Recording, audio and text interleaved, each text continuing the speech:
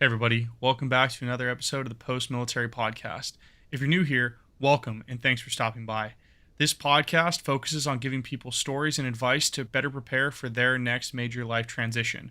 Currently, we focus on transitioning out of the military and into the civilian world. My guest today was an Army infantry officer who transitioned out of the military and into an MBA program. He now works at Lowe's Corporate. In this episode, we talk about his time in the military, his struggles with separating himself from the military, and his advice that he would give to others on attending MBA programs and also transitioning out of the military. As always, thank you so much for tuning in, and I hope you enjoy the episode.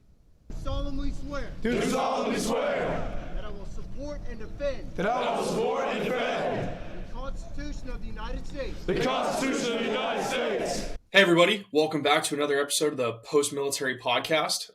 My name is Billy, as you already know, and today I am with Dave Curry. Dave, thanks for coming on to the podcast. Thanks for having me, Billy. Of course. All right, Dave, let's just get it started.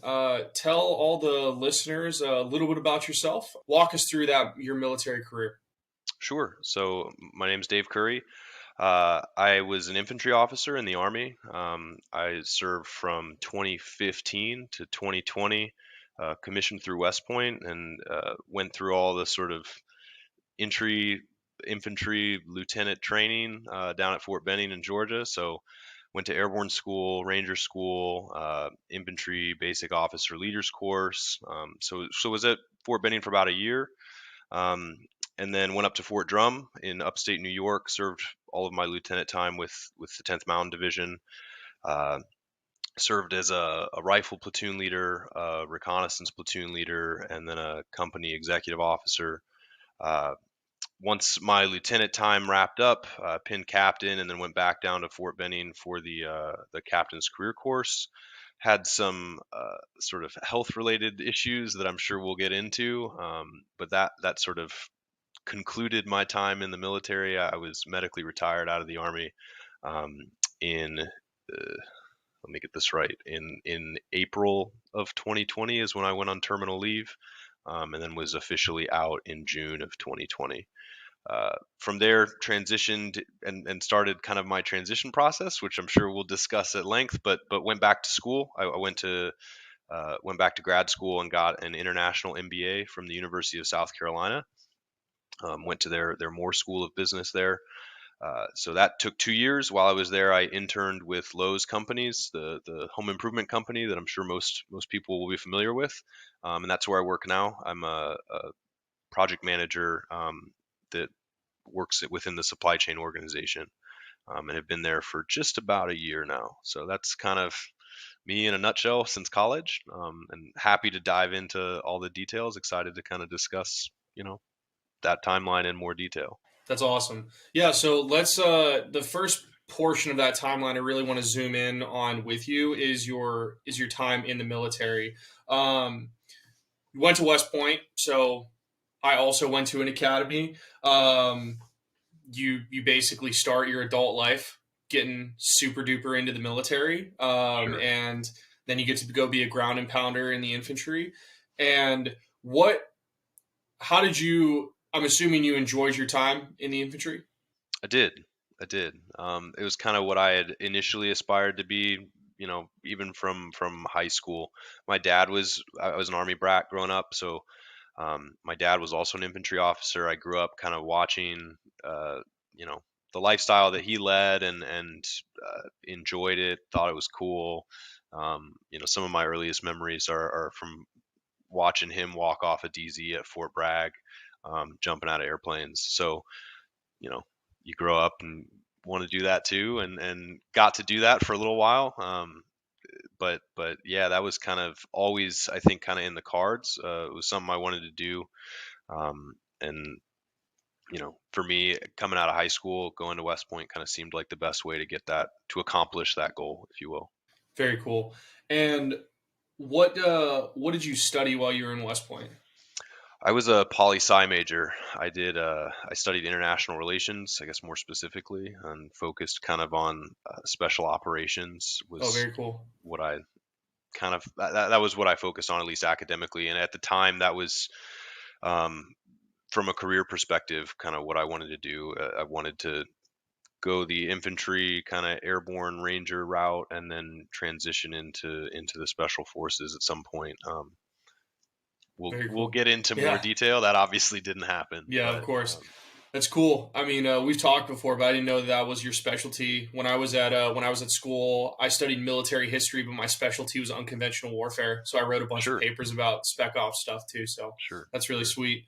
Okay, so then kind of talking about your. So we know what you wanted to be in the Sure, military. sure. What happened that caused you to diverge from that specific path that you had envisioned for yourself? Sure. So, as an infantry lieutenant, your goal is always to kind of be to successfully complete your time as a rifle platoon leader. Did that. I like to think that I did a pretty good job at it, and was fortunate enough to get another platoon after that, a reconnaissance platoon. And part of that sort of role is an opportunity to go to what the Army calls reconnaissance and surveillance leaders course, um, or RSLIC. Uh, got a chance to go to that school, was going through it. It's one of the better courses I think that the Army, at least from like kind of a light infantry skill set, has to offer.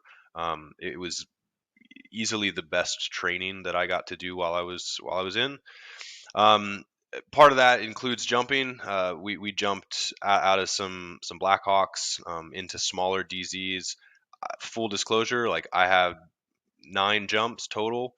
Some of them were at airborne school, some of them were at ranger school, and then some of them were art. So like all of them were very, we'll say, academic jumps. Was not an experienced jumper by any means. Um, Long story short, jumping into the final field problem at that course, I missed the drop zone, landed in some tall Georgia pine trees, and got kind of hung up. My canopy collapsed, and then I fell the rest of the way to the ground. So fell about 35, 40 feet. I broke my right heel and shattered my L1 vertebrae. Um, uh, had to get surgery pretty quickly. So had to, got flown to a hospital, got emergency surgery. Was fused 2 vertebrae above and 2 below. So for those that know their human anatomy, I'm fused from T11 to L3, and that was kind of an unexpected thing to have happen. Was not something obviously that anybody plans on. Kind of a life altering, and certainly a career trajectory altering injury. Um, the unit that I was in at the time was great. Obviously, it was in the hospital for the better part of a month before I got a chance to fly back to Fort Drum. Um, but once I got back to the unit, they were pretty understanding that I was gonna have to recover. So I got moved out of the reconnaissance PL job, which is a pretty physically strenuous job. You're you go out and train in the field a lot. Got moved over to a company XO job, which you know for the XOs of the world, like it's not an easy job either. You're still out in the field, but it's a little bit less physically taxing than what I might have been doing otherwise. So hung out there for 2 years, basically, and I finished out my senior sort of first lieutenant time in that role. And when I went back down to Fort Benning, which I mentioned earlier, I was going back down to do the maneuver captain's career course. So sort of the next professional education hurdle that you go through as a junior captain, and the next stepping stone after that would be to try to go to your next duty station and take over a company. Um, Going into that course, I, for lack of a better way of putting it, I kind of threw my neck out during the entrance fitness test for that course. So I was walking around like all huddled up with my neck kind of bent over for like the next 24 hours after that test. So I went to the ER. They shot me up with a bunch of drugs that kind of helped from a pain perspective and helped me kind of straighten my neck out, but ended up going back, ironically enough, to the same surgeon that did my spinal fusion after the parachute thing. And he's like, yeah, you have all sorts of stenosis in your neck, and arthritic decay, like issues, spine issues, let's put it that way. um, Some of it probably just related to being an infantryman and walking around with a rucksack. Some of it also very much related to that parachute accident in 2017. So got two more vertebrae fused in my neck, and that was kind of the death nail to my time in the Army. Pretty much started the medical board process right after that surgery. I know people Um, who've gotten med boarded with significantly less vertebrae fused together, so that's yeah, I've got insane. seven. Got Oh my 7 of them gosh, fused, so kind of 5 in that mid thoracic lumbar spine, and then 2 more in my neck. So that's crazy, man. um, yeah, I can So walk though, so that's good. yeah, no, you look very you seem very very physically fit and very active for someone who's gone through that. So that's, I mean, very impressive on your part. Um, so once that second, like, as you said, like your death knell, once that hit, um, before we kind of dive into what happened in that time period, how long was it from when they told you, like, yo, this is probably going to be it for you, and you actually exiting the army? Um, Less than a year. And I know for it varies from case to case, right? Med boards can take 6 months or less. Some of them take a lot longer than a year. In my case, I think they told me probably in August, September of 2019. Um, and then I was like effectively out, like assigned out of Fort Benning and on terminal leave in early April of 2020. It's kind of right as the pandemic was starting to pick up. I lucked out in that at the time they sort of paused any PCS move. Like you basically just got kind of stopped and held where you were, with the exception of folks that were retiring or medically discharging. So was fortunate in that I didn't get trapped at Fort Benning indefinitely. But so yeah, from September of 19, we'll say, till about April of 2020, and then you're on terminal leave for however many months until your actual last day. But um, still less than a year. So once you, in April of 2019, then what did you start doing in order to prepare for that transition, and had you started looking or considering the options of leaving the army, I mean, before, I guess let's start there. Before you got hurt the second time, had you ever considered leaving the army due to your injuries, or were you pretty sold on like just making it in the army? Um, uh, I flirted with it. We'll put it that way. I'm sure a lot of you know, we'll say young service members, whether it's on the officer or the enlisted side, I'm sure they have days where they're like, "Man, this sucks. I want out." So flirted with it a couple times, but never in a serious way. Um, After I got hurt in 2017, I did start to kind of explore other things within the military that I might do that could allow me to stick around and keep keep doing what I was doing. I looked at the Army's, and I think it's true for all the services. They have what's called the Funded Legal Education Program, FLEP, to try to go be like a lawyer, a JAG officer. Didn't get accepted into that. Um, eh, I think when that happened, at that point I was probably under the realization that 20 years was probably not going to happen. Just physically, I was in enough pain um, to know that I couldn't keep doing the infantry shtick beyond, maybe company command, best case. Um, so the thought was, well, I'll go to the career course, I'll go take over a company, and I'll get out at the 8-year mark. I'll have, full GI Bill benefits at that point, and can go back to grad school and, whatever. Um,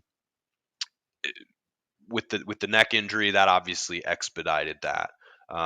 So in August of 2019, when I got told, "Hey, your days are numbered," um, started looking at grad school pretty much immediately. I was a poli sci major, not a knock on poli sci majors, but uh, I didn't want to go be an academic. I was an international relations guy, so I didn't really want to go work for the State Department or the government really in any capacity.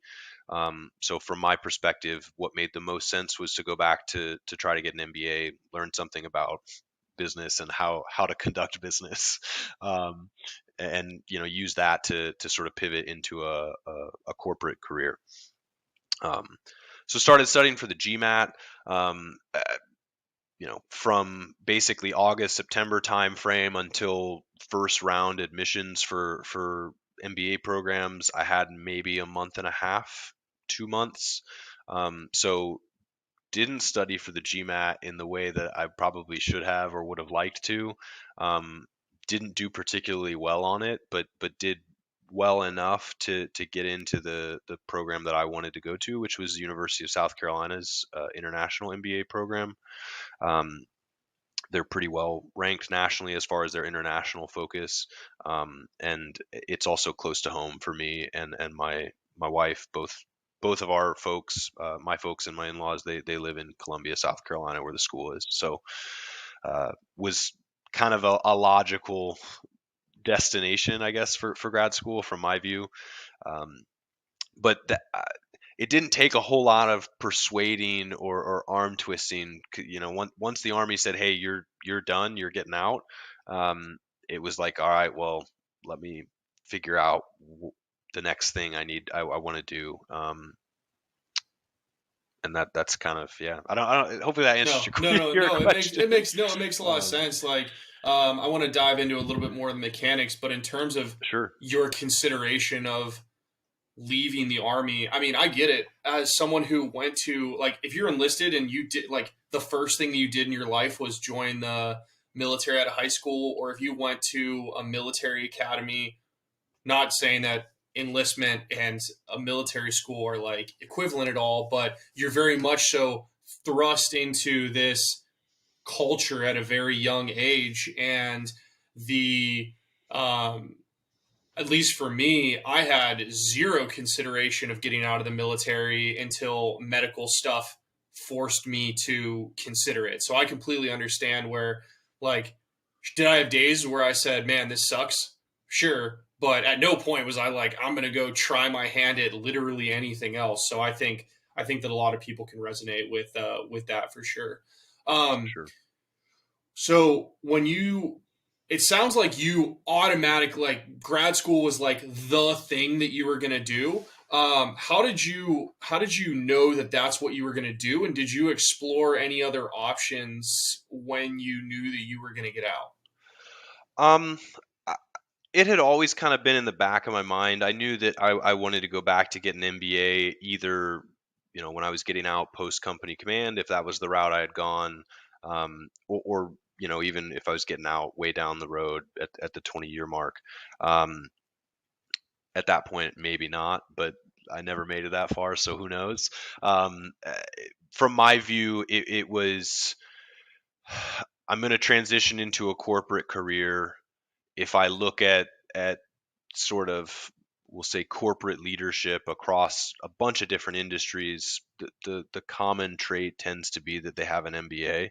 And so my thought process, at least, was, do I want to go back and get an MBA as like a 40-year-old when I have to continue to progress in my career, or do I want to just go do it now? It's knocked out, and then the sky's the limit. And so I went with that route. For me, it was the other component to it is, hey, I don't really know what I want to do. Kind of, you've touched on it, but from when I was 18 on, I had been pretty steeped and immersed in a military lifestyle, and that was what I was doing and was going to do. So hadn't necessarily had a bunch of exposure to other career options and career paths, and felt like going back to grad school, doing an MBA, getting some kind of corporate internship in the summer in between your 2 years. For me, it made sense. Also made sense for my family. It just, like I said, like, was able to move back home close to both sets of parents. I've got two young kids, so it just kind of seemed, from a personal perspective, seemed like a logical choice. But professionally, just going back and getting it knocked out up front felt like the right move.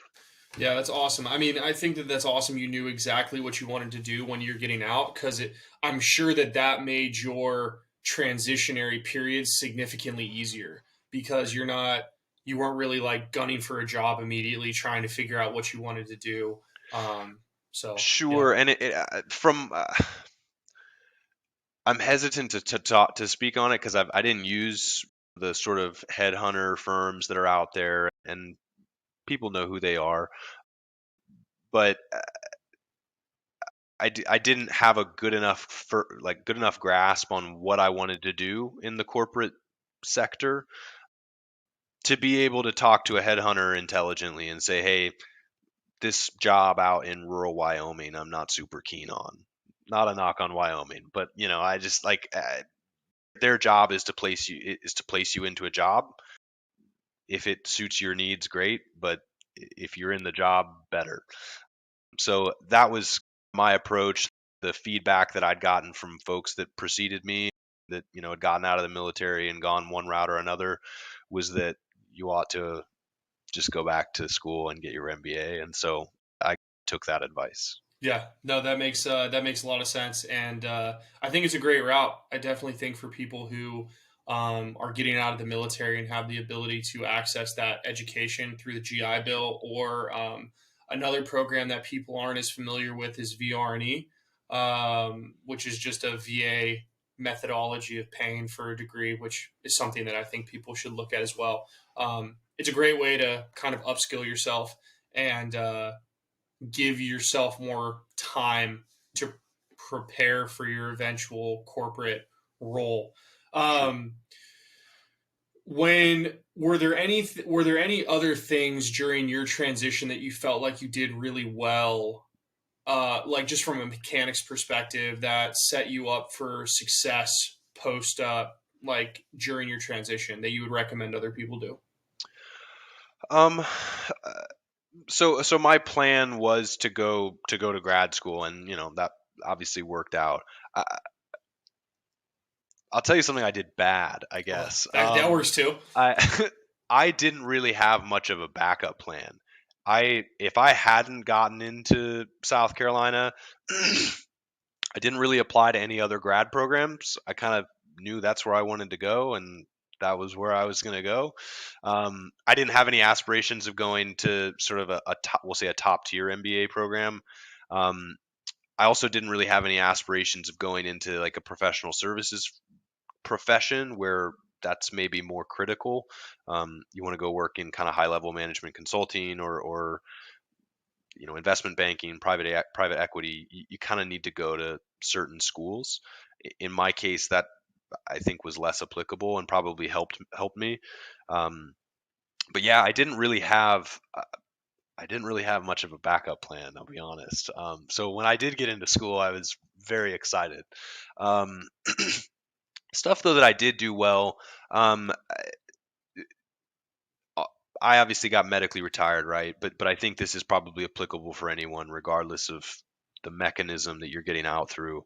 Is get stuff documented through your primary care manager. So if you've got aches and pains and you know weird little thorns in your side that everyone does, whether you're in the military or not, get them seen, and you don't have to wait till you get out for that to happen. If you go, one example, right? I served my time up at Fort Drum. It's very cold up at Fort Drum. You still go train in the cold. And my very first field problem out, I did not bring the right stuff, and my feet got really cold, like messed up cold. Never went and saw anybody. I to this day don't know what was wrong with my feet. They were numb for like a month after that field problem. Never went and saw anybody because whatever. I'm brand new lieutenant. Like they'll warm up eventually, right? Um, my feet still get messed up in the cold, and none of that was ever documented. Can't claim anything. Like if it gets cold, my feet get numb and stay numb almost immediately. Um, which is fine. It's not debilitating, but it's probably something that the VA would have paid me for from a disability perspective.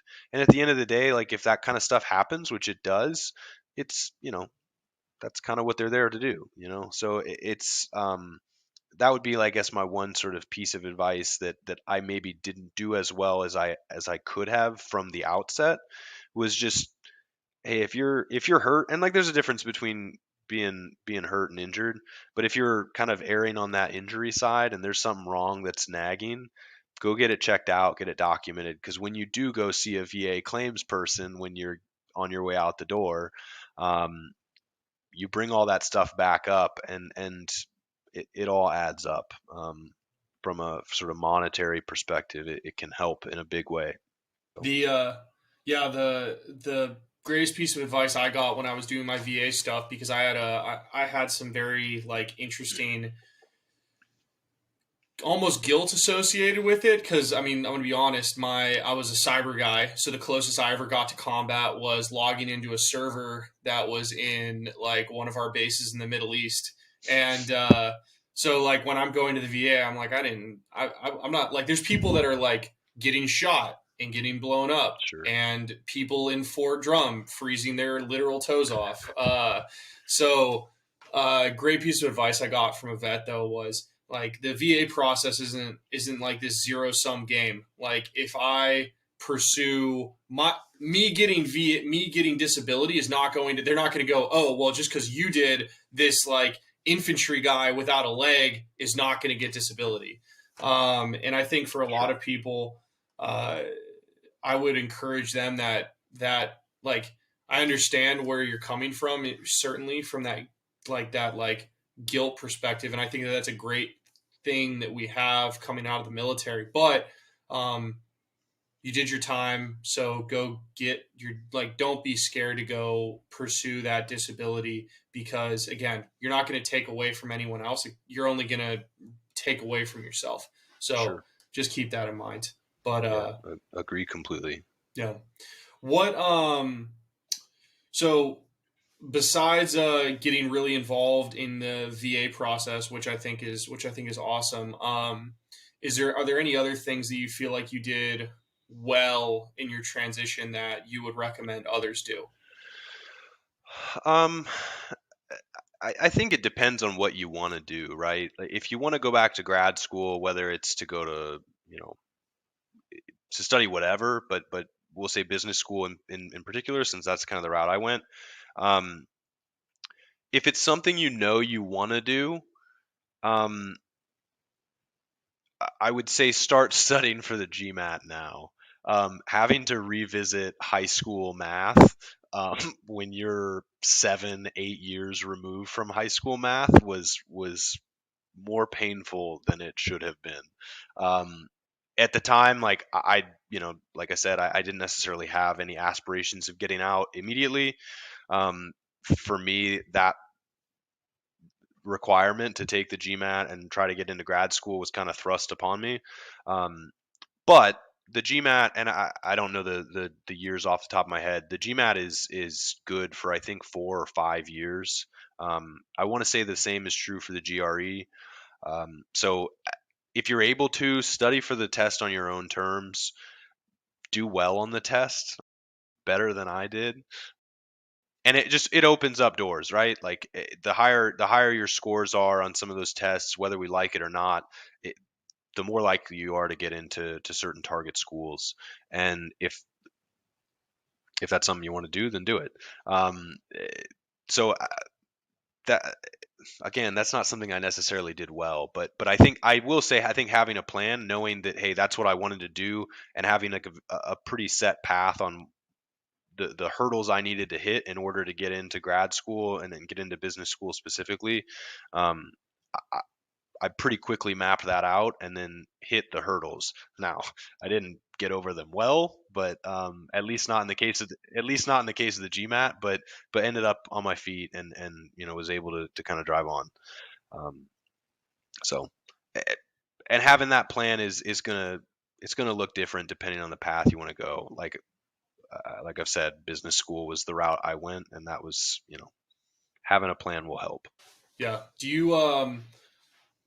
you think if I could say, Dave, I'm going to let you go back, but the only thing that's going to change is you can pick the amount of time you have to prepare for your transition. Do you think that under a year is enough time, or how much time do you think you would have needed to really do it better?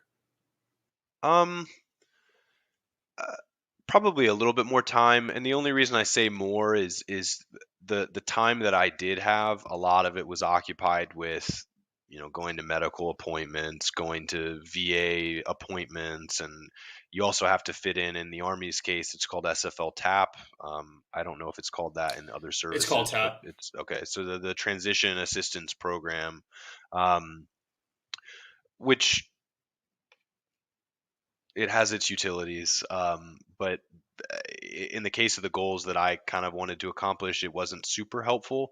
But there are some really good certifications and programs that, if you have time, you're able to take advantage of. In my case, I just didn't have time. For me, it was all kind of like check the box as quickly as I can. Here, sign this form, you know, and get out the door.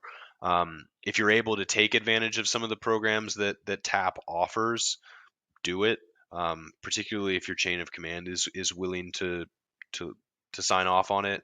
One of the programs that's out there, and it was kind of new as I was getting out, is the Skill Bridge program. Um, I'm not smart enough on it to speak intelligently about it, but I know that some of the programs that are available through the Skill Bridge program, um, can really set you up for success. Um, whether you want to go be, whether you want to go get a CDL or a forklift license, or whether you want to go do an internship with like a big three consulting firm. There's kind of a varied number of experiences that you can get through that program, and some will help you, as sort of pre MBA kind of gigs. Some of them, if you want to transition right into the workforce, there are also great opportunities through that program. So from my perspective, it would have been nice to have more time just to kind of lean on and take advantage of some of those programs. I obviously didn't get that luxury, but yeah, more time would not have been a bad thing, at least in my case. Yeah, I completely agree. I had about a year to prep for my transition, and I think I got lucky. And so I think for most people, if you have the luxury of time prepping for your transition, you should probably take about 2 years to do it, because you'll want the first year to really ideate on plans, and then the second year to actually execute. And to everyone out there, Dave is not lying when he says that like things come at you fast and you get pressed for time very quickly during your transition. So do not let this, like, do not leave all of this to the end, because you probably won't have time. Like, you really won't. And especially if you're in a high demand role in the military, and they're not going to give you the luxury of prepping or like stepping away to prepare for your transition, you definitely want to start preparing early. um, yeah, it's definitely necessary. No, also the next thing for everyone out there, there are other episodes where we talk about SkillBridge very deeply. So Great. Listen to visit, those yeah, get the episodes. go to the post military playbook and check out the I'll check. plug Billy's other episodes. Go Thank you, listen to Dave. them. Yeah, that's the clip. That's the clip that we're going to Right, put on right. social media. Go listen to Billy's episodes. So the last question I want to ask you about your prep for transition is, other than the school that you eventually went to was close to family, which I think is a phenomenal holistic life reason to go to that MBA program. Why were there any other factors that, for you going into South Carolina specifically? Um, sure. So I get to do my 30-second plug for the University of South Carolina. So the Darla Moore School of Business is the business school there. They have the number one ranked international business program in the country for undergrad students, and then for grad school they have the number one ranked international MBA program in the country. What is an international MBA? It's a 2-year MBA, but where the focus of the coursework is very much on global business versus, we'll say domestic. There's not a lot of schools out there that have a we'll say an international specific MBA program. of the ones that do, we're a pretty good one. Um, but the curriculum's great. The coursework was great. The professors that they have are top notch and very good at what they do. I always kind of knew about South Carolina because I grew up in Columbia. That's kind of where I was from, and so I'd always heard about their international business programs, and so for me, I guess I kind of had a leg up in that I already knew about the program. I knew it was a high caliber offering, but um, and then the other, I guess, component to it is so well ranked program, right? But they also have sort of specific concentrations that aligned with what I wanted to do. I knew I kind of wanted to focus on supply chain operations management, and they have a pretty strong supply chain and operations curriculum, both at the undergrad level if you're, getting out and trying to go back and get your bachelor's, or if you already have a degree and want to go back to grad school. Their supply chain curriculum's pretty strong. So um, those were two, I guess, outside of the personal reasons for wanting to go there. I knew it was a good school. The other, I guess, component to it, and it's not specific to USC, but any MBA program, um, there's kind of three routes you can do. Like an extended night school kind of route, which some folks do.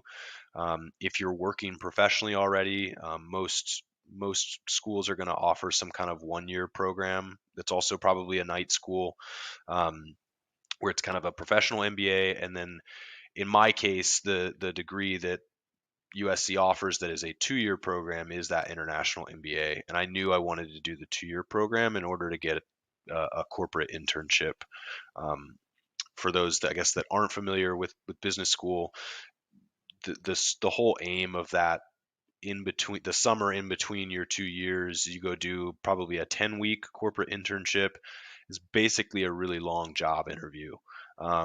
You get paid, it's great. Like it helped pay for kind of the second half of grad school, at least some of the living expenses. But it's also a way for you to get a job and have a job through that second year, and you kind of know where you're going to go after you graduate. Um, so in my case, was able to go to Lowe's, which was kind of a target company even before I went to grad school. I kind of knew that the Charlotte, North Carolina area was a place I was interested in, and there's a handful of large companies that have presences there, but Lowe's is one of the bigger ones. Their corporate headquarters is just north of Charlotte, so got a chance to intern there, excuse me, and I like to think that it went pretty well because that's where I am now.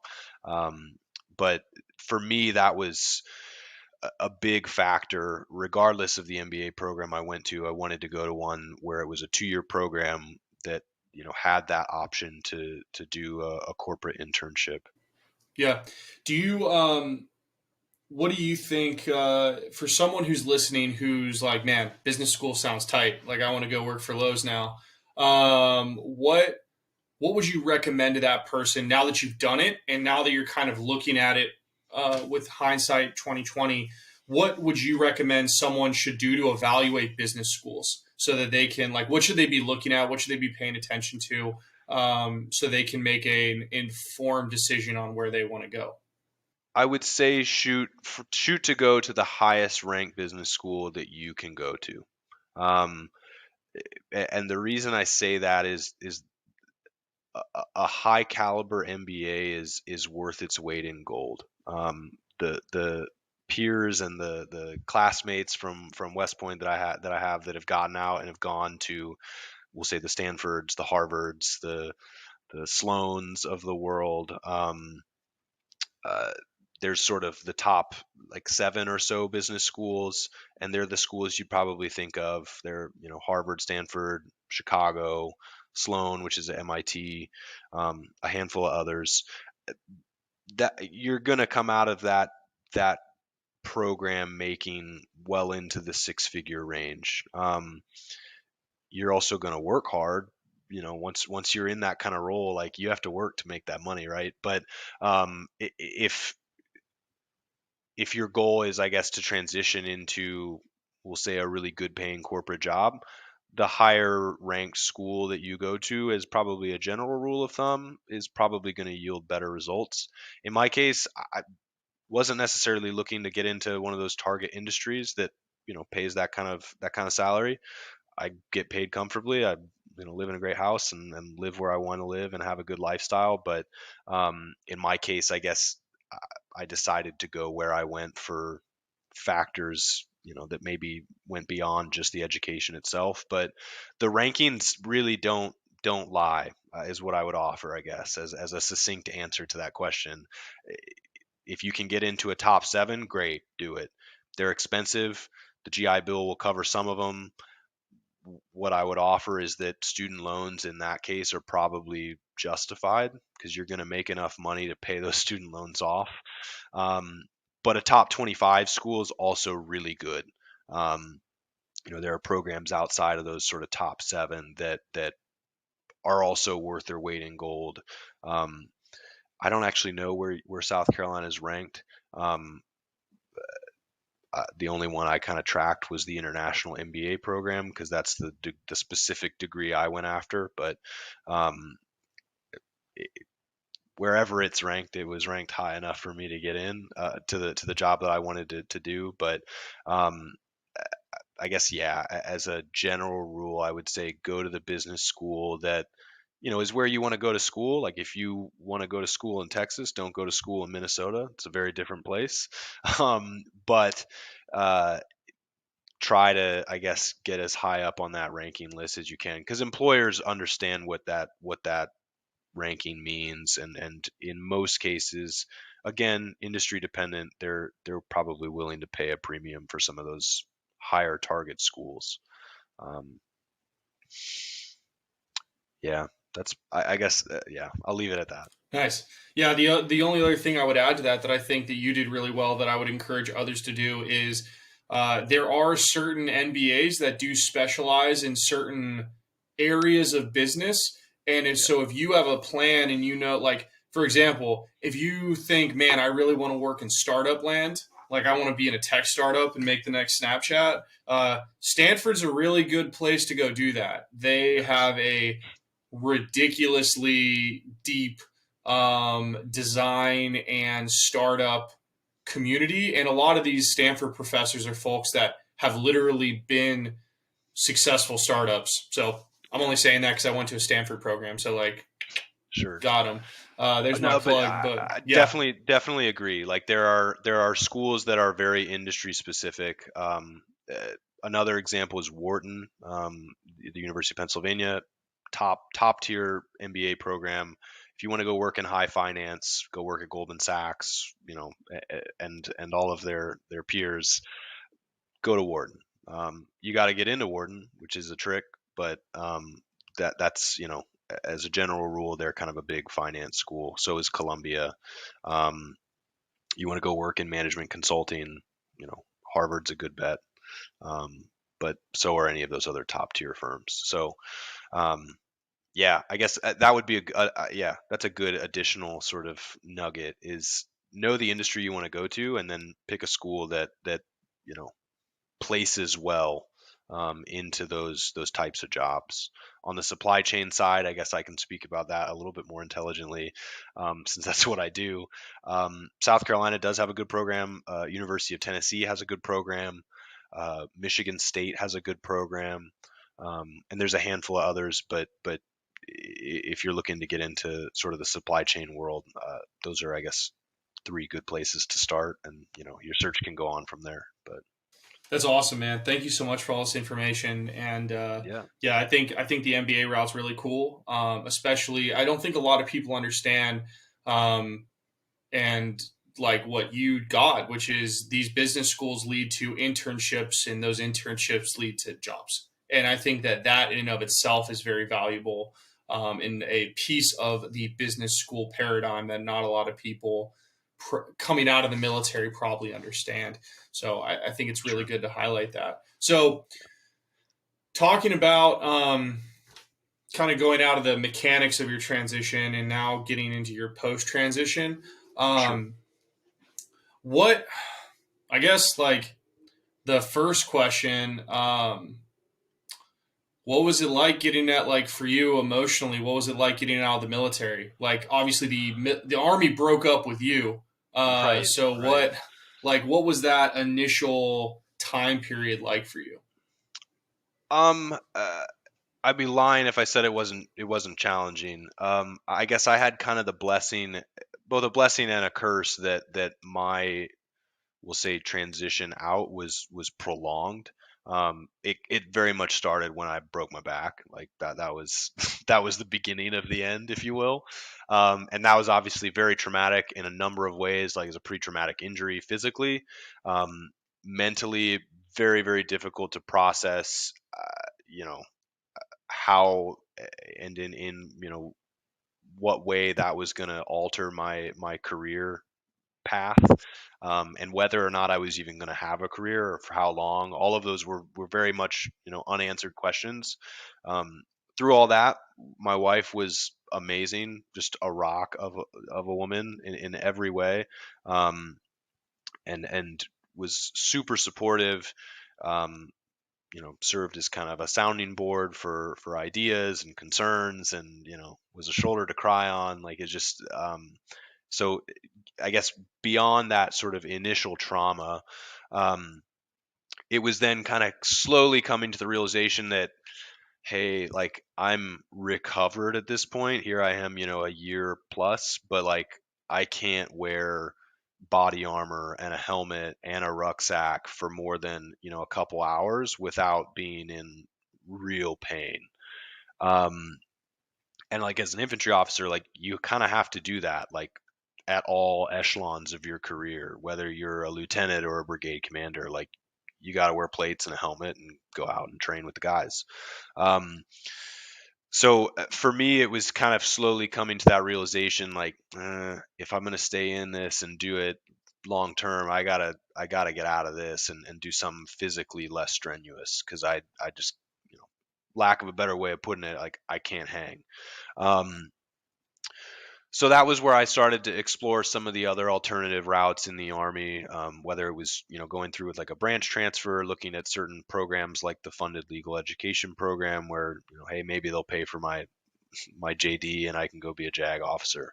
Um, when all that stuff didn't work out, that was where I kind of knew, all right, I'll try to make it through company command, and then I'll be out. Um, and I always kind of knew, like at that point, that was, I guess, where I started kind of flirting with the idea of I should go back and get an MBA. What I wish I had done at that point was start to prep for the GMAT and kind of diligently prepare for it in a way that I didn't, because it would have still been valid when the time came to get out, at that 8 year mark. Um, once I guess once I got to the point where you get told you're getting medically retired, um, I knew I was getting out, right? Like I knew I wasn't making it to 20 years. It was just a matter of kind of when am I getting out at that point? And so in my case, the Army made that decision for me. Um, I'll be honest, hindsight, I'm glad they did.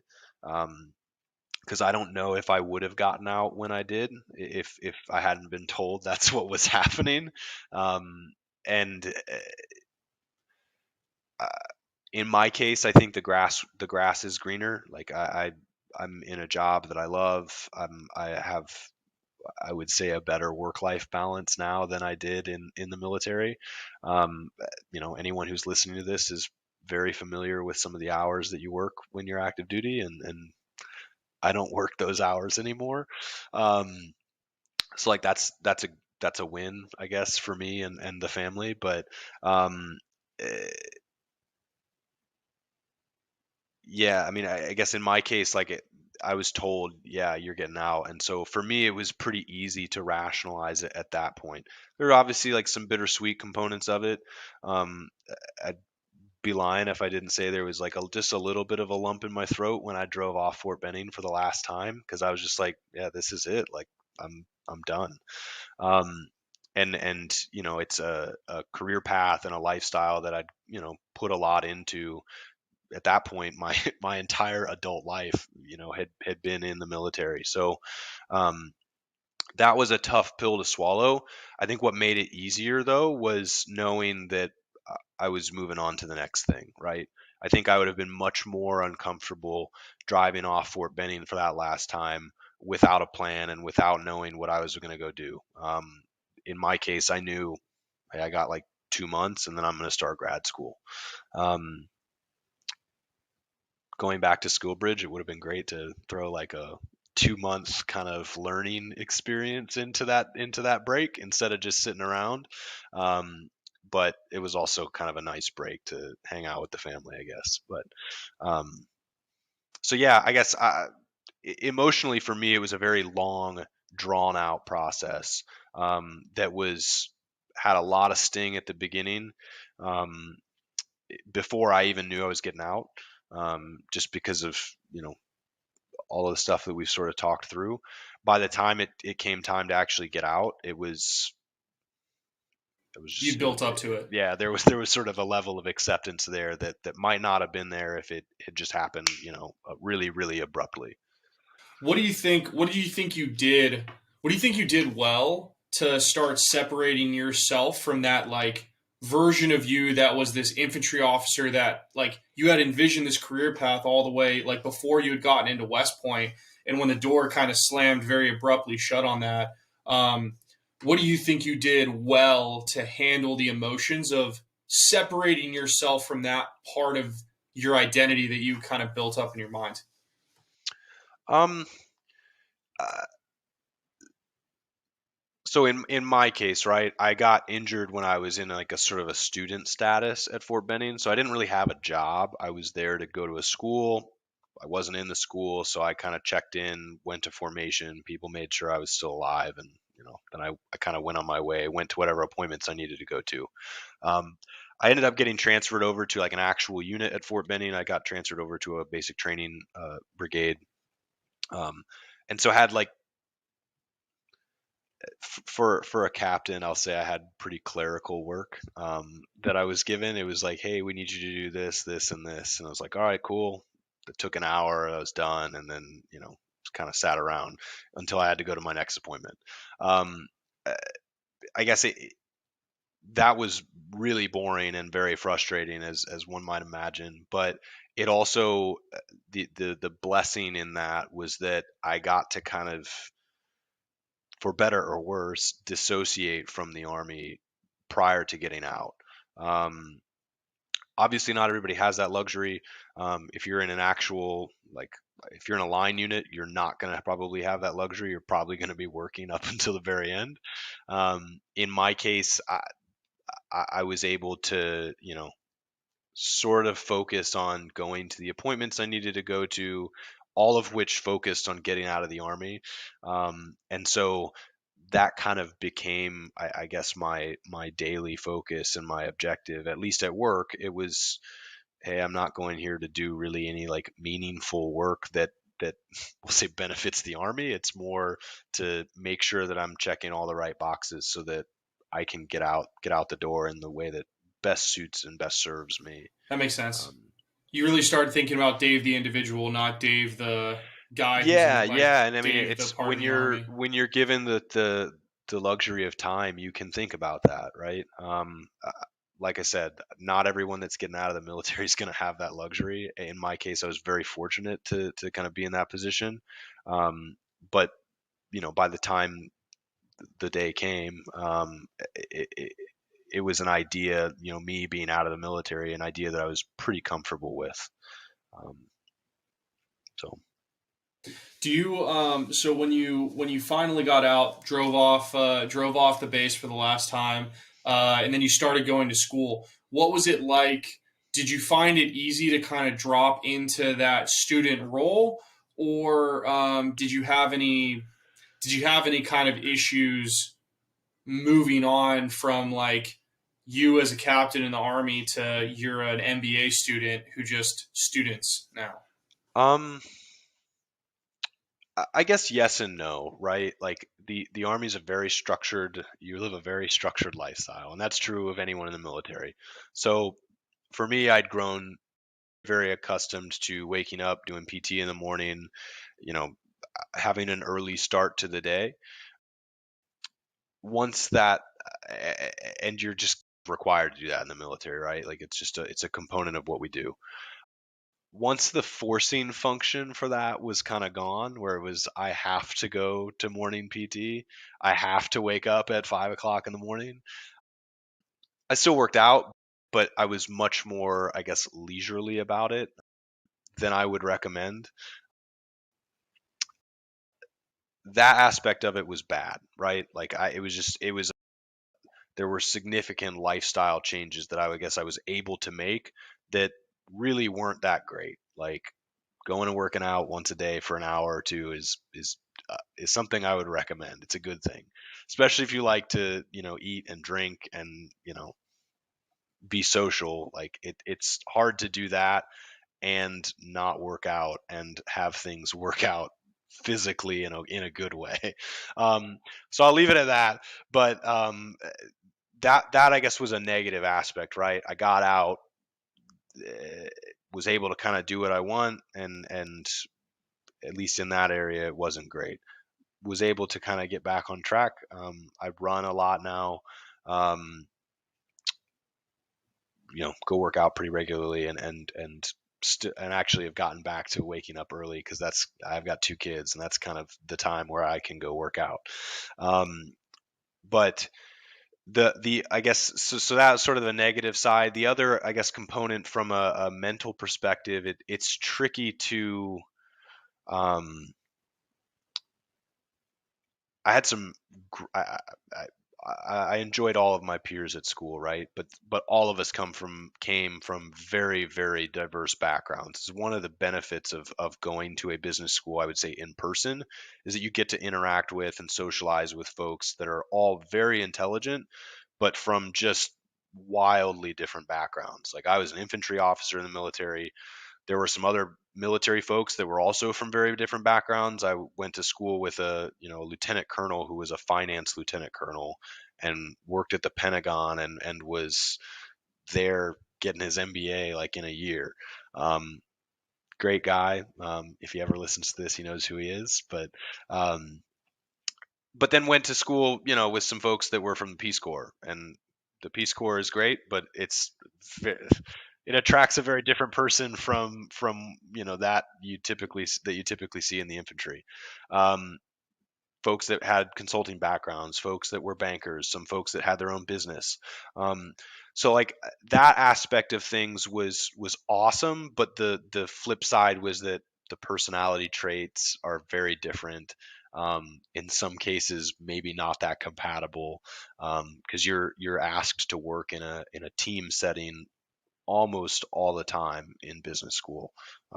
Pretty much every class project or paper was some kind of group project, which um, is good. There are times where it's not great, but in the corporate world, like you're working in a team setting almost all the time. I mean, unless you're like a very specific like data centric kind of role, maybe you're more individualistic then. Um, but at least in the work that I do now, what I did in business school pretty closely mimics what I do now. So that aspect of things, I guess, took some adapting to, just not because I wasn't used to working in a team, but I was used to working with a bunch of other infantrymen, and we were all kind of wired the same way. Um, You're for rather aligned. right, for better or worse, we're not that dissimilar, um, and so that took some getting used to. Um, Nothing that I think if you're a pretty sociable person, that shouldn't be that challenging.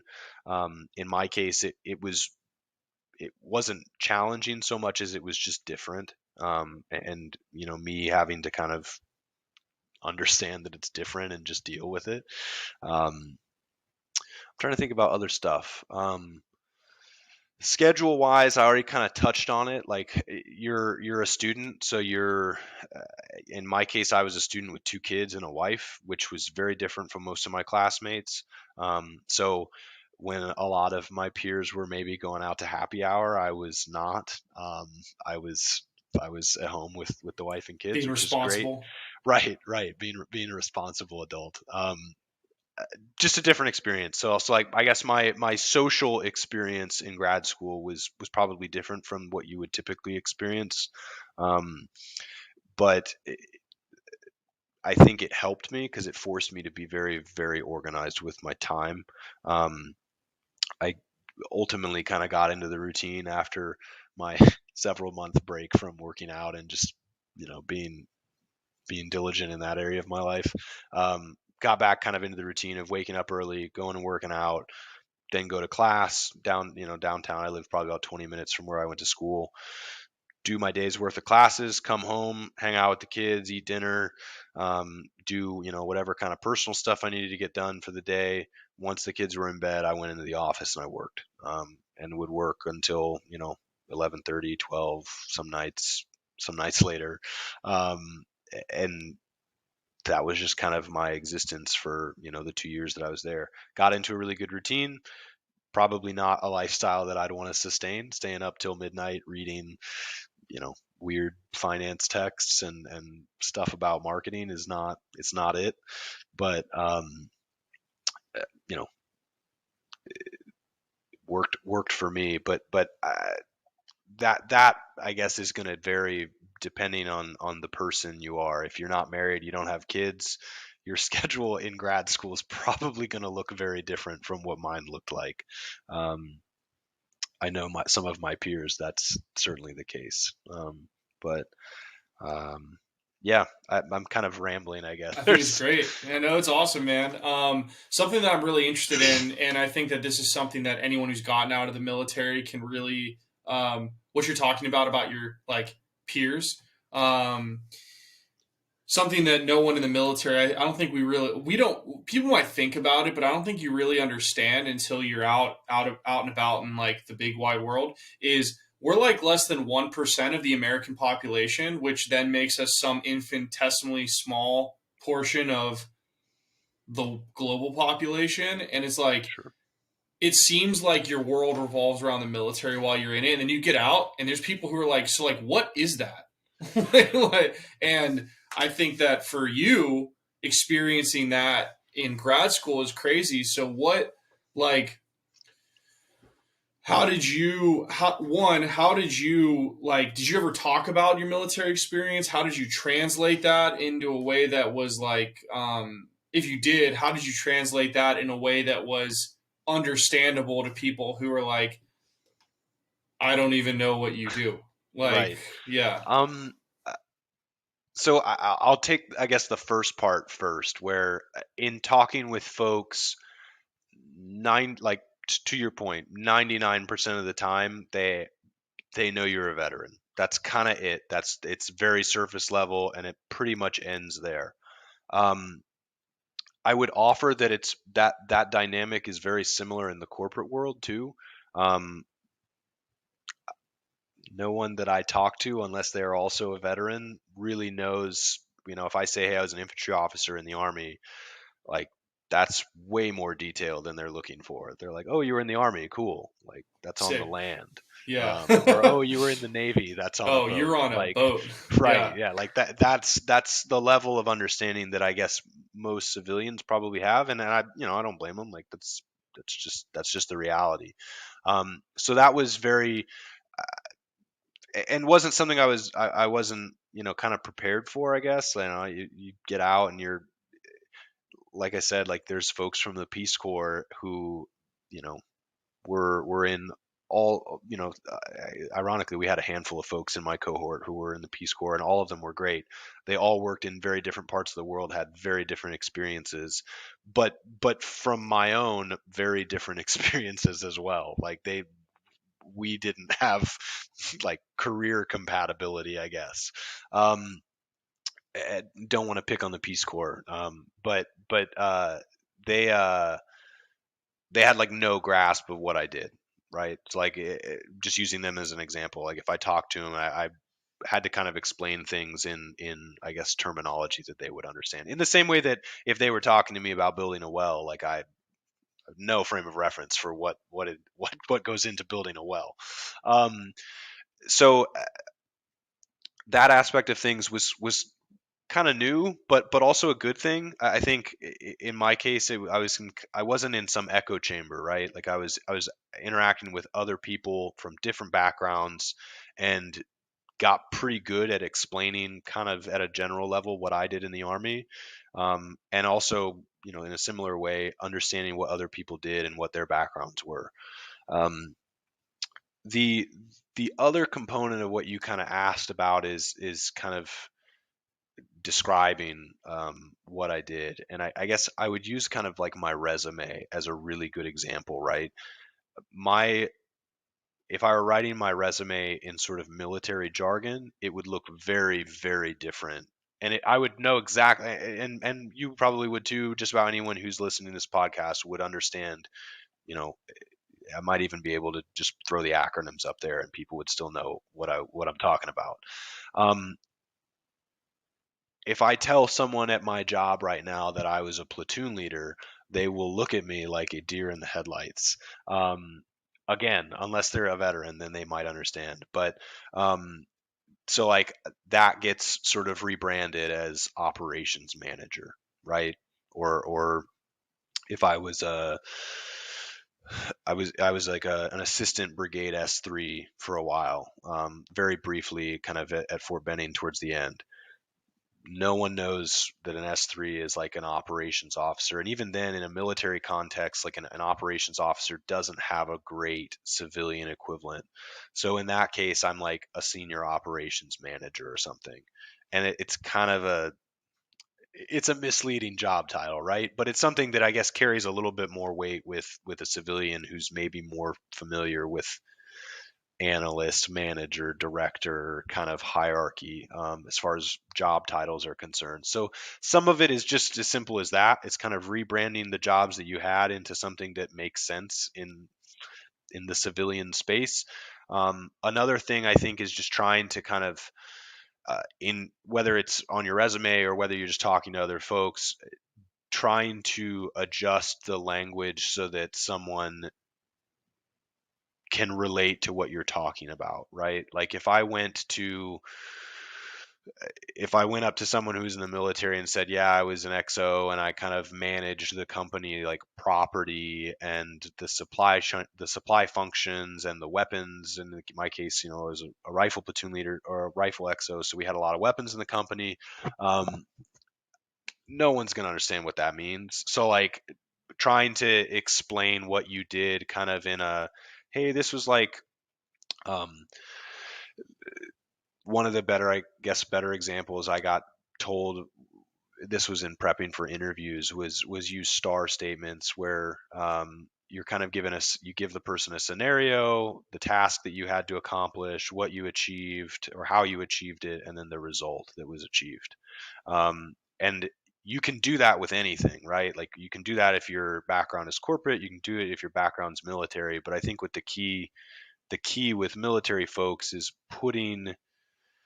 um, putting what you did in the military into that kind of format so that it's more clearly understood. And they may not get all the vernacular, but if you're able to show that you kind of accomplished, you achieved some kind of result, and if you can clearly convey what that result was, I've found that percentages help with that. If we went to a range and the platoon qualified, 90% of them qualified expert, you just change expert to, they showed proficiency or something like that. And you retool some of the descriptors that you might commonly use to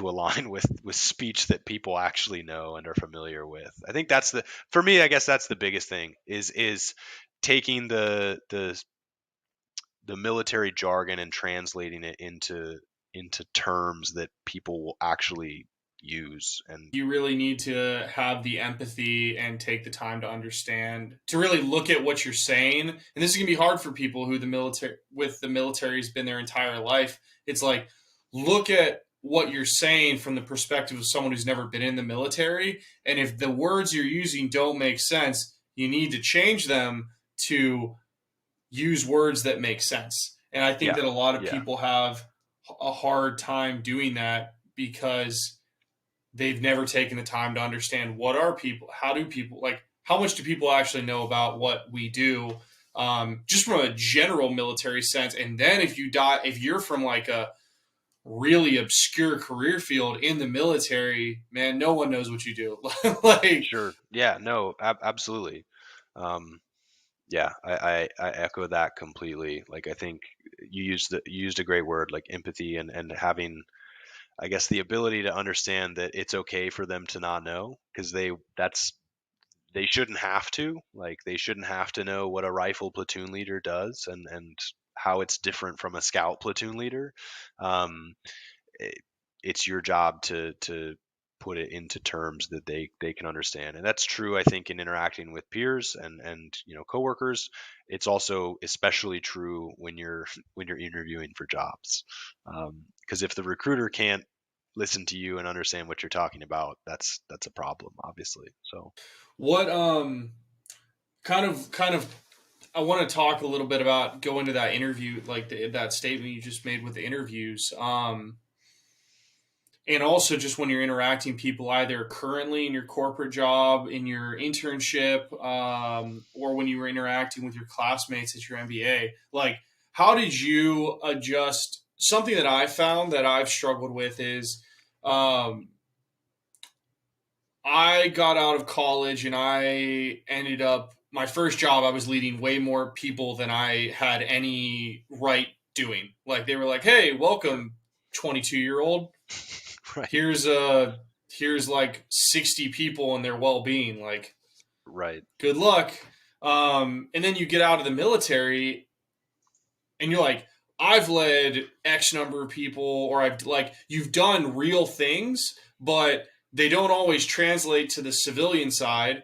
And even if they do, people don't look at you like you're this, like, fountain of knowledge and leadership experience. They're just like, sure, "Yo, that's Dave or Billy. This is just Bill. I'm right, just Billy the guy." And right. sometimes that's justified, and I think that sometimes that's completely okay. But I've really struggled with, like, owning that sometimes, where it's like, "Listen, man, like, I've literally done this, and I've had to check myself a couple of times." And I'm curious, like, has that something that you've struggled with, especially someone who's literally trained to lead people in combat? Like, it's a very specific and high stakes kind of leadership. Yeah, it is for sure. And I think short answer to your question is yes. It probably took some getting used to. You're used to, kind of like you said, from day one, like you show up and, like, hey, here's 40 people. Like, Good luck. yeah, Yeah. exactly. Good luck. Um, don't screw this up. Um, I guess a couple things, right? So, uh,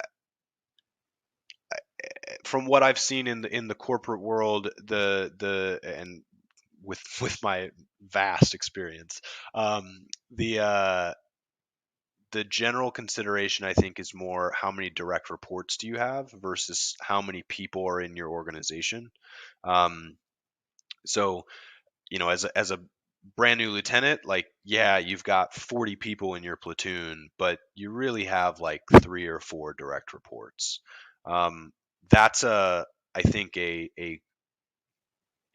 term that translates into corporate vernacular a little bit better, is how many direct reports do you have, and that's a better assessment, I think, of the level of leadership that you were at, and is maybe a way to kind of humble yourself, because you're right. Like, I think the military especially is very unique in the in that it puts young folks into levels of, we'll say, significant responsibility more commonly than probably any other career out there, at least that I can think of.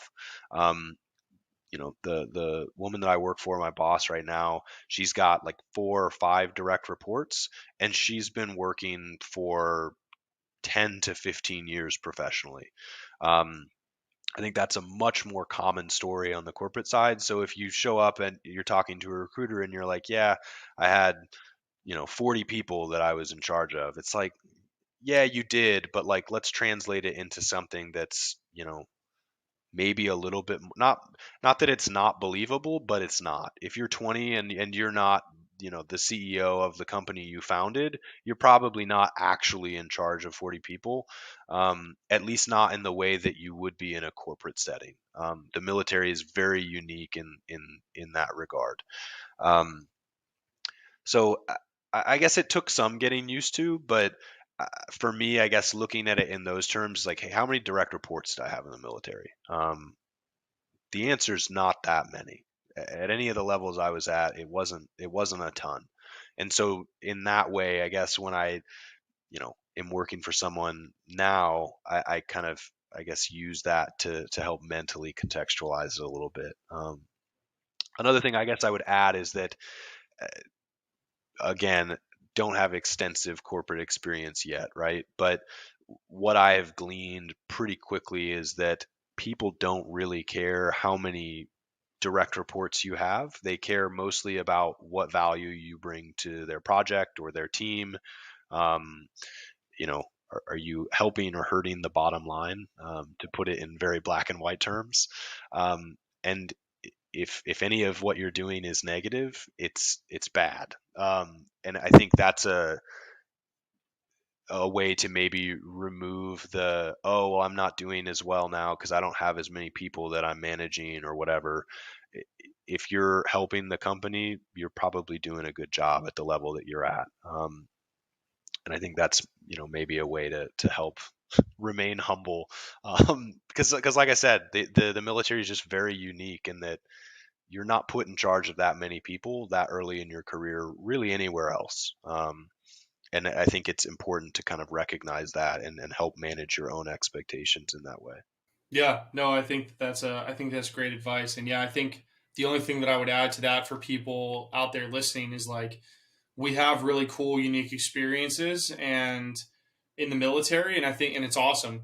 That being said, as you transition out and you shift yourself from, in my case, it's Billy the cyber warfare officer to Billy the consultant, individual contributor consultant. Um, my life then in the military was great, and I definitely take pride in that. But that doesn't necessarily mean that people should respect me in this new version of me.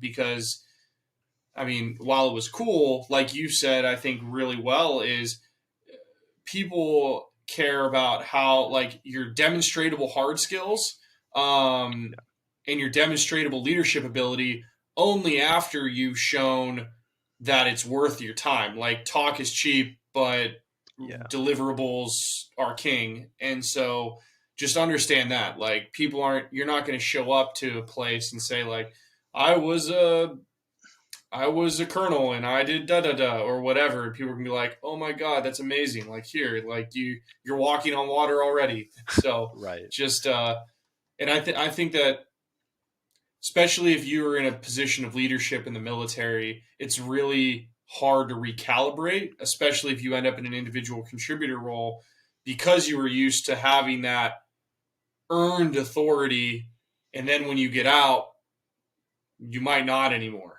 and that's just the reality of what it is. Yeah, and I guess you're right. You might not, but I guess what I would offer is you have that sort of earned authority because of your rank, because of your position, et cetera, in the military. You get that earned, reputation, level of respect, whatever, however you want to phrase it, in the civilian sector by delivering results. And so if you're, I guess, having doubts or concerns about the level of respect you're being offered, I would offer that, maybe you take a look in the mirror, and the results that you're yielding are not up to snuff. And that's a very blunt way of putting it, but like the it, I mean, you if but it's true, yeah, it's I mean true. it's Yeah. just, yeah, it's just the reality is like you're not going to be lauded because of your rank in the corporate world, and that's very, not that you should be lauded in the military for your rank either, but it's kind of built into some of the tradition, and it's a very hierarchical structure, it's very rank oriented. um, the corporate world, from what I've gathered, is very different. It's much more collaborative. I the folks that I interact with every day, whether it's, the folks I work with as peers or the VP that I fall under at a very high level, like we're all pretty much on a first name basis. The social dynamic's very different. Um, but you get respect, up and down by delivering results and performing at a high level. That's true in the military too, but the respect component, I guess, is upfront purely because of rank. I guess whether you keep it in the military is based on your performance. The respect is not necessarily there upfront in the corporate world. Hopefully, you're a decent person and you're just being respectful to others and your peers. But the respect, I guess, for what you bring to the table is gained by what you bring to the table. Um, so yeah, I guess in that way it's very different. It's certainly a different dynamic. That's awesome. When when you started working in the corporate world, something that I found in myself is that the military is very all consuming. Like it's not just a job. Like we feel like it's just a job when we're in the military, but it's really not. It's a Sure. lot of other things. So when you finally got your first job outside of the military, did you have any issues? Like, I guess kind of, I don't know how to really put this. Like, it's not a one for one switch. So how did you deal with the fact that like working for Lowe's is really kind of just a job, versus when you were in the military, your job kind of has this whole attached purpose and some other things to it. And what was that transition like for you? Um, I'll be honest, I don't know if I've ever really thought about that. Uh, I think the army, like it's and the military in general, and this is true of probably a handful of other professions, whether you're a firefighter, a police officer, any kind of like public service role, I guess, where you're, part of your individual contributions make a significant impact, I guess, to the greater good, and you're, a small cog in a larger team. There's a bunch of expressions that you can use to describe it. Um, uh, I think that's true in a corporate setting too. It's just the context and what it looks like is very different.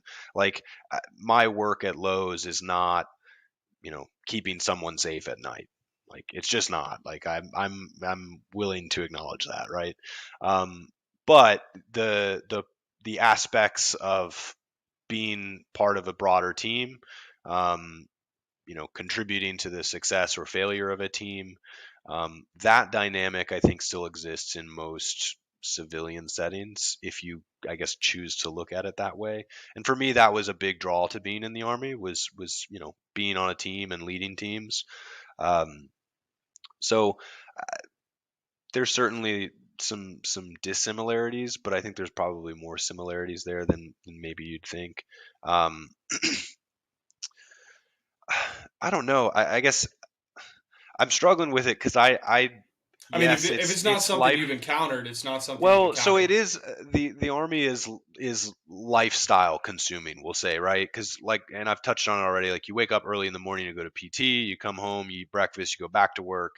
You're at work till 7 o'clock, and then you come home. You're still in your uniforms. You got to take your uniform off, and like it's just it is probably a little bit more, we'll say, consuming than other career paths. And then when you're out in the field, like in my case, like it's nonstop however long you're out in the field, right? Because you're out sleeping on the ground and in the woods, like there's no escaping it. Um, so that dynamic's very different from the corporate world where now I'm like in the office at 8 o'clock, and at 5 o'clock, like I close the laptop and I drive home. Um, Beyond that, though, I don't know that it's that dissimilar. I think, at least from my perspective, right? Like, I worked hard in the army. I worked long hours when I needed to work long hours, if that's kind of what the job called for. there were some days in the Army where I went home early because I was done with work for the day and I left. The same is kind of true now, right? Like if I need to stay at work till 6 o'clock because I got a project that I need to finish and it has to be on the VP's inbox by the next day, like I stay and I finish it, right? Um, the sort of pressures just associated with professional life exist in both realms. Um, so I guess for me, that's kind of why I struggle with it. Is it's work shouldn't be your life, but if you devote a significant amount of time to your work, whether it's in the Army or in the civilian world, obviously the type of work is probably going to be different, but I don't know that the lifestyle change is maybe that significant. I'm just wearing different clothes. Yeah. No, that's awesome. I think I that, don't I I mean, don't wear I don't wear camo to work anymore. yeah. Um, Yeah, no, I think I think it's a great perspective. And it's like, if, I think it's a good perspective that you have where it's like you've always seemed to see your work as work. And so therefore transitioning from Army work to Lowe's work wasn't that crazy of a shift for you, which I think is important for people to yeah, and understand. take this for what it's worth, right? When I was in the military, I always when I got home at the end of the day, I tried to be pretty conscious, general rule of thumb, but generally tried to be very conscious of when I came home, I'm taking off my boots, I'm taking off my uniform, I'm going to put on normal civilian clothes that, you know, don't have cross rifles on it. Like I'm not going to wear uh, I never got into like the grunt style clothing that is very popular, but like I just for me it was a way to kind of mentally disconnect from what I did as my day job when I was at home, right? Um, and are there aspects of the military that are somewhat all consuming? Yes, like you're asked to go do, we'll say, extracurricular things in the army that you just wouldn't be asked to do in the civilian world. Um, but I'm asked to do things in the civilian world that I probably was never asked to do in the army either. Um, so it just there's differences and I don't know. I don't know if I've answered your question. For No, me, no, I for think me, it's, for me, work has always just kind of been work, right? yeah, which I Um, think in and of itself, I think is the answer, which is sure. the, Yeah, like, that's fair. if you're out there listening to this, like, and I think that where you're at is where I think people who are transitioning out of the military need to be, where like your work really just should be work. And that's the healthiest way that you can leave the military. Because if it's not, if it's more than that, if it's like my work is my purpose, and then you leave and you don't find a good one-to-one representation of that work out in the civilian world, then you're going to be like, what am I doing? And I think that that's rough for some people. Yeah, and I guess what I would offer, right, is yes, work is work. I would agree with that. You don't want your work to be like a complete nuisance and like impact your well-being, right? So like I had the good fortune of really enjoying what I did in the army. I have the very good fortune of really enjoying the work that I do now. I find it very fulfilling. It's intellectually stimulating. Like it has a lot going for it, right? But at the end of the day, like I'm not at home living on my email. Like I unplug from the computer at the end of the day and like I hang out with my wife and kids. Um, if it is all consuming in the military, I would whether you're thinking about getting out now or not, I would caution you against that just because I think it probably does make your when the day does come that you get out and it comes for everyone, whether you retire or get out in 5, if the army is your personality and it suddenly goes away, that makes for a struggle, right?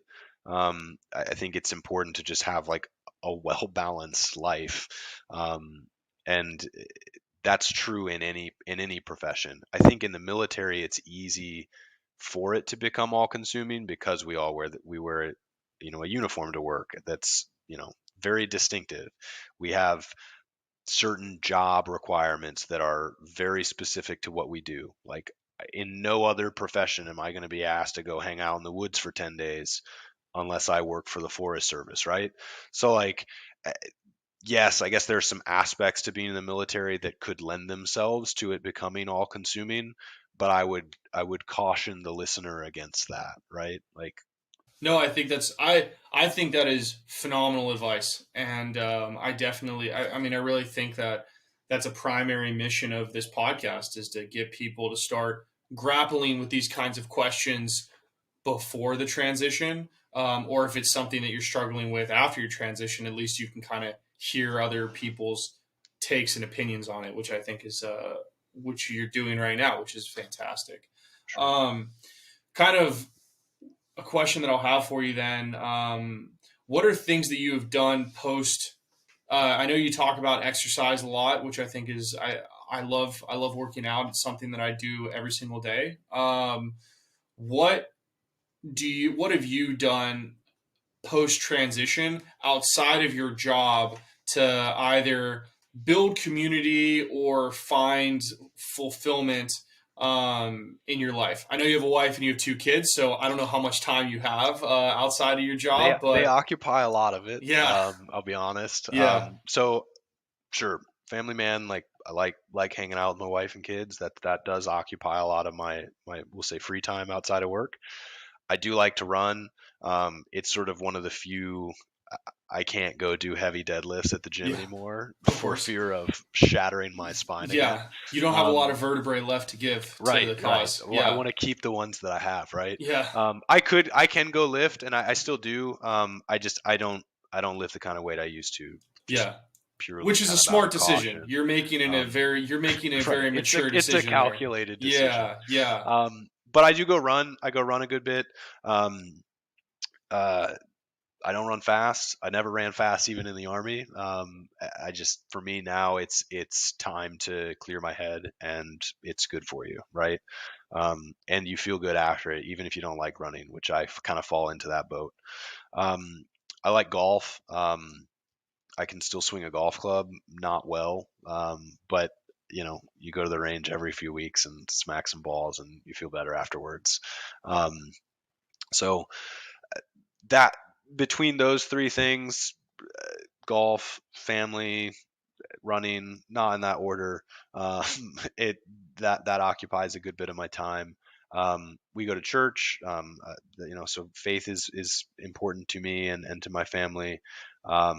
That occupies a good bit of time on the weekends, as you can imagine. Um, and then it's not really outside of work, but it's, I guess, extracurricular at work. I'm part of the in pretty much any corporate world, you're going to find sort of like resource groups, like employee resource groups that typically target a particular demographic. I'm part of and have participated in some of the vet resource groups that Lowe's has, and we do. I did a service project not that long ago with them that served kind of. We went and cleaned up a park in downtown Charlotte. So stuff like that, and that's not really free time so much as it's kind of a work extracurricular, but it's a way to sort of plug into the veteran community at Lowe's, and also network with folks that I may not otherwise ever really interact with at work. But I guess that's kind of it as far as free time. It's running, golf, doing weird like DIY projects from time to time, and then hanging out with the kids and my wife, most importantly. So the last question that I'll have for you is for people who I think you already kind of covered what you like your primary like dissociate your identity from work. I think is like I think that's a really great takeaway for people from this podcast. But for individuals looking to transition that are going to transition out of the military, um, what final advice might you give them to kind of mentally prepare for that separation from the military? so I think it depends on how you're getting out of the military, right? In my case, I didn't really have a choice, right? So it was having to mentally be okay with that decision having been made, which it was. In my case, I have a very, very strong support network. My wife is awesome and is just perfect in every way. But she was hugely supportive. Had obviously some rough conversations and rough moments through all that because it was unexpected. Um, you know, leaning on family, mentors, friends, um, to kind of help you process that. But then once you have processed it, figuring out a plan and making the plan is half of it. But then, like you kind of talked about earlier, you also want to execute on it. Um, for the person who is, I guess, making the choice to get out, in most cases, I would suspect that's a decision that you've made, and like it's you want to go through with that. Um, in that case, I would just caution that hopefully you've got a plan, right? And if you don't, you need to come up with a plan. Like getting out of the military, and this is true of any job, right? You just leave a job and you don't have anything set up to go do afterwards. Like you're kind of setting yourself up for failure. Would be the advice I would offer. Um, in the military, though, because of some of the kind of lifestyle shifts that we've discussed, in addition to the fact that you're now unemployed, I think it's that much more important to have a plan.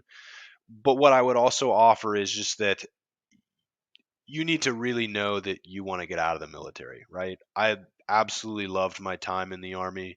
I would not trade it away, despite what happened, for anything. Eh, I met some of the best people that I've ever worked with in the Army and have made some lifelong friends. That's true of any branch of the military that you're going to serve in.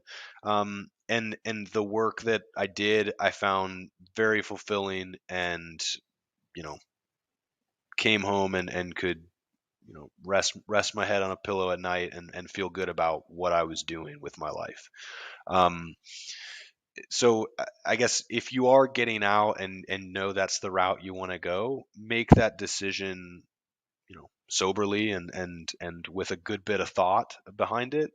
And then, like I said, just have a plan and execute on that plan. It may not be going to grad school. In my case, that's the route I went, and I don't have any regrets for having gone that path. Um, but regardless of what you choose to pursue after the military, you got to pursue something, right? Like you can't just go home and sit on the couch. And there were a number of soldiers I had that they were getting out of the Army to go home and do just that, and it was always kind of troubling because it's just like, this is not that bad, and you're trading away something that's pretty great for what I would argue is not so great. So uh, and everyone has their own circumstances, right? So maybe it is better to go home and sit on the couch, but you can't do that forever. So I would say have a plan and stick to it. And if things change, which life happens and things do change, you've got to be flexible. That's I guess the second component to what I would offer. In my case, and I think the flexibility piece is especially important if you're getting told you're getting out of the military, because that circumstance demanded flexibility. And I like to have a plan, and when the plan changes, I'm not always super happy about it, but um, the if you have some flexibility and are kind of willing to roll with some of the punches, I think it makes the experience maybe a little bit more palatable in certain instances. Um, so yeah, have a I love it, Dave. Thanks so much. Thanks so much for being on today. yeah. And for everyone out there, thanks so much for listening to another episode of the Post Military Podcast. We will catch you on the next one. Peace.